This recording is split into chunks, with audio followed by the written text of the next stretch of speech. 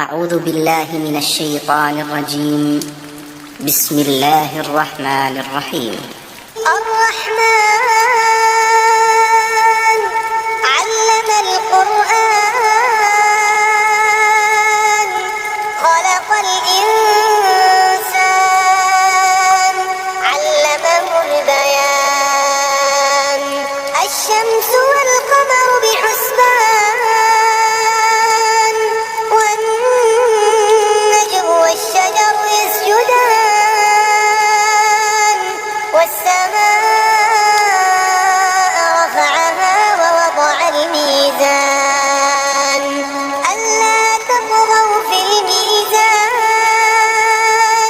وأقيموا الوزن بالقسط ولا تخسروا الميزان والأرض وضعها للأنام فيها فاكهة والنخل ذات الأكمام والحب ذو العصف والريحان فبأي آلاء ربكما تكذبان خلق الإنسان من صلصال كالفخار وخلق الجان من مارج من نار فبأي آلاء ربكما تكذبان رب المشرقين ورب المغربين فبأي آلاء ربكما تكذبان مرج البحرين يلتقيان بينهما برزخ لا يبغيان فبأي آلاء ربكما تكذبان يخرج منهما اللؤلؤ والمرجان فبأي آلاء ربكما تكذبان وله الجوار المنشآت في البحر كالأعلام فبأي آلاء ربكما تكذبان كل من عليها فان ويبقى وجه ربك ذو الجلال والإكرام فبأي آلاء ربكما تكذبان يسأله من في السماوات والأرض كل يوم هو في شأن فبأي آلاء ربكما تكذبان سنفرغ لكم أيها الثقلان فبأي آلاء ربكما تكذبان يا معشر الجن والإنس إن استطعتم أن تنفذوا من أقطار السماوات والأرض فانفذوا لا تنفذون إلا بسلطان فبأي آلاء ربكما تكذبان يرسل عليكما شواظ من نار ونحاس فلا تنتصران فبأي آلاء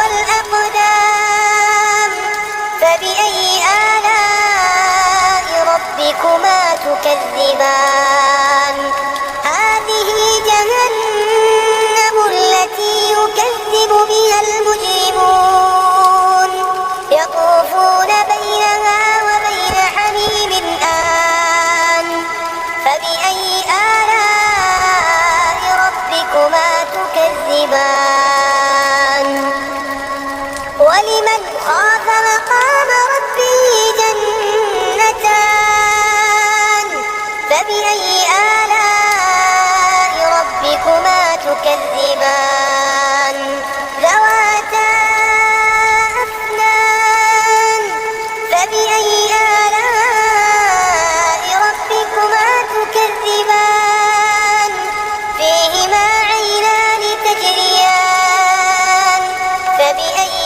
آلاء ربكما تكذبان فيهما من كل فاكهة زوجان فبأي آلاء ربكما تكذبان متكئين على فرش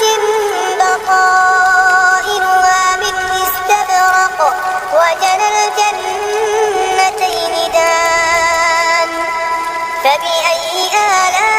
آلاء ربكما تكذبان فيهن قاصرات الطرف لم يطمثهن إنس قبلهم ولا جان فبأي آلاء ربكما تكذبان كأنهن الياقوت والمرجان فبأي آلاء ربكما تكذبان هل جزاء الإحسان إلا الإحسان فبأي آلاء ربكما تكذبان ومن دونهما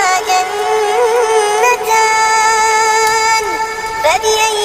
آلاء ربكما تكذبان مدهامتان فبأي آلاء ربكما تكذبان فيهما عينان نضاختان فبأي آلاء ربكما تكذبان فيهما فاكهة ونخل ورمان فبأي آلاء ربكما تكذبان فيهن خيرات حسان فبأي آلاء ربكما تكذبان حور مقصورات في الخيام فبأي آلاء ربكما تكذبان لم يطمثهن إنس قبلهم ولا جان فبأي آلاء ربكما تكذبان متكئين على رفرف خضر وعبقري حسان فبأي آلاء ربكما تكذبان تبارك اسم ربك ذي الجلال والإكرام